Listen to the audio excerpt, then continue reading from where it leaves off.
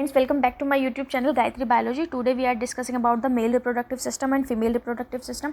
तो male reproductive system में yellow colour की ओवल शेप की टेस्टिस होती हैं जो किडनी से अटैच होती हैं बाया डबल पेरिटोनियम फोल्ड, जिसको हम बोल रहे हैं मेजोर्कियम, राइट। तो वॉसा इफ्रेंसिया जो होती है वो 10 to 12 इन नंबर्स में होती है, जो अराइज होती है ईच टेस्टिस से, मतलब इससे भी अराइज हो रही है vasa efferentia which is 10 to 12 number, ठीक है।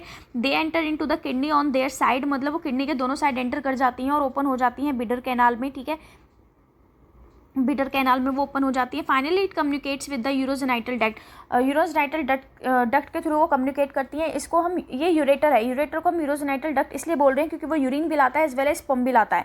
फिर वो क्लोका में आ जाते हैं, क्लोकल अपर्चर के थ्रू बाहर हो जाते हैं। रेक्टम भी क्लोका में ओपन हो जाता है, यूरिन यूरिनरी ब्लैडर में आता है, फिर फाइनली वो क्लोका में आ जाते हैं और क्लोकल अपर्चर के थ्रू बाहर हो जाते हैं। सिमिलरली जब हम फीमेल रिप्रोडक्टिव सिस्टम की बात करते हैं तो उसमें भी जो ओवरी होती है वो किडनी से अटैच होती है, उसको हम बोलते हैं मीजोवेरियम, उसे हम मीजोवेरियम बोलेंगे, जबकि इसके केस में हम उसको मिजोर्कियम बोल रहे थे।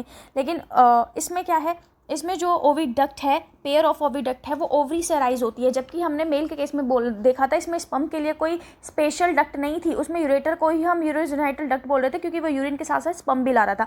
लेकिन ओवरी के केस में क्या होता है, फीमेल के केस में क्या होता है, ओविडक्ट अराइज होती है फ्रॉम ईच ओवरीज, ठीक है, open into a cloaca separately. लेकिन ओपन दोनों, ये भी क्लोका में ओपन होगा, ये भी क्लोका में ओपन होगा, ठीक है।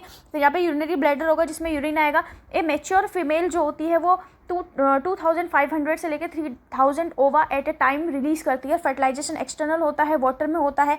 डेवलपमेंट की बात करूँ तो वो इनडायरेक्ट होती है। इनडायरेक्ट डेवलपमेंट इसलिए बोल रहे हैं कि सबसे पहले वो हैच आउट होगा, मतलब लार्वा होगा जिसको हम टेडपोल लार्वा बोलेंगे। वो टेडपोल लार्वा जो रेस्पिरेशन करेगा वो गिल्स के थ्रू करेगा, फिर वो उसमें मेटामॉर्फोसिस होगी तो वो अडल्ट में कन्वर्ट होगा। That's why this development is called indirect development. तो आज के इतना